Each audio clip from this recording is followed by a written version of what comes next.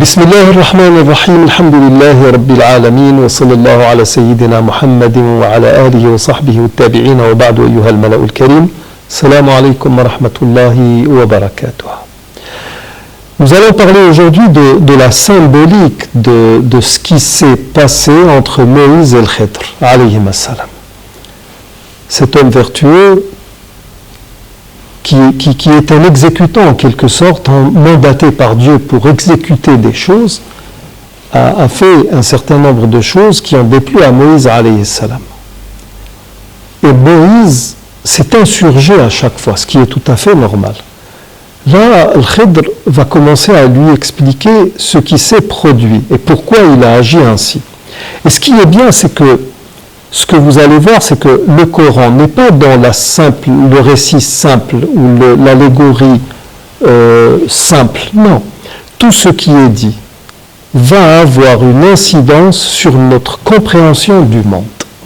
Et c'est ça qui fait la beauté et la force, la puissance du Coran.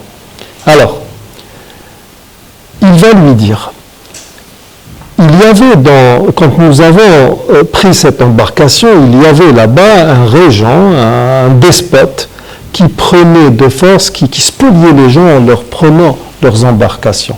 J'ai endommagé l'embarcation en question pour que les gens qui travaillent pour ce despote la laissent de côté. Ça permettra à ses propriétaires de la réparer et de continuer à travailler, à gagner leur vie.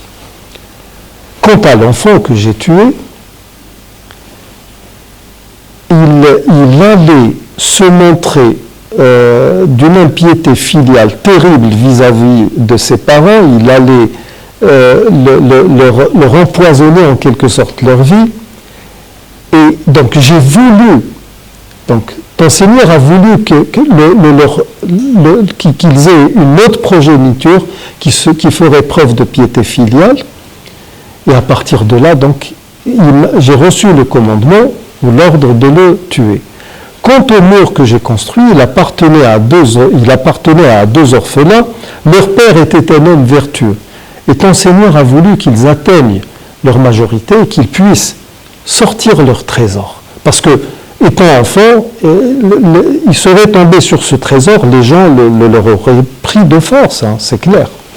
Ce qui est bien, c'est que quand le Khidr commence à expliquer ce qui s'est passé à Moïse, quand il parle de la barque, il dit « Fa'aradtu an a'ibaha » j'ai voulu l'endommager.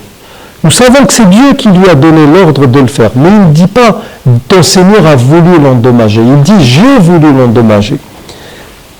Les actes qui ont, on va dire, une connotation péjorative, « af'alu ad-dam » la tunsabu lillah. On ne les attribue pas directement à Dieu. Quand nous lisons Sourate al-Fatiha par exemple, nous disons Ihdina as-sirat al-mustaqim, sirat alladhina an'amta alayhim, la voie, nous venons vers la voie de ceux que tu as couverts, enveloppés de ta grâce. Ghayril maghdubi alayhim waladdallin. Et non point celui de ceux qui ont encouru ta colère ou ton courroux. Et il n'est pas dit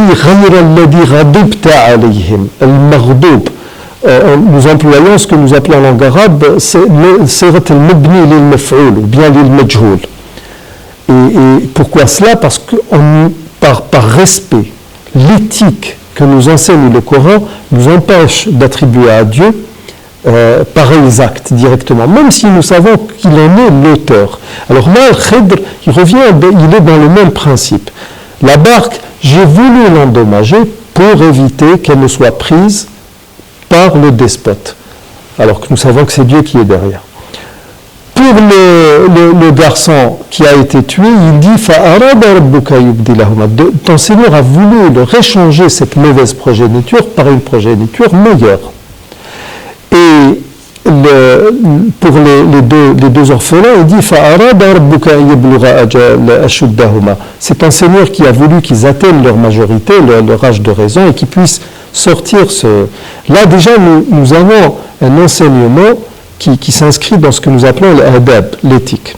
Mais ce qui est bien dans tout cela, c'est que là, alors, quand Moïse et Josué sont revenus vers l'endroit où le poisson est revenu à la vie et a disparu, nous sommes dans ce que nous appelons, ce que nous pourrions qualifier dans la physique quantique de rétrocausalité. C'est-à-dire que le temps n'est plus celui que nous connaissons, le temps est un élément où le futur peut influencer le passé.